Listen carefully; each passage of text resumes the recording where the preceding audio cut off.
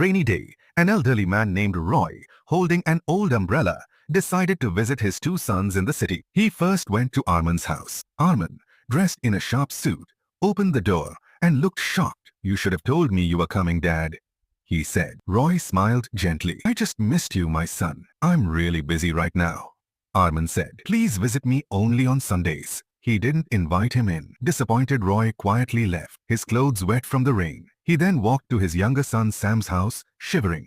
Before he knocked, the door opened wide. Sam hugged him tightly. "Come in quick," Sam said. He offered a towel. Sam's wife came running. She offered him a tea. Roy's eyes filled with tears. "Why are you crying, Dad?" Roy smiled softly. "Just warm, after feeling so cold."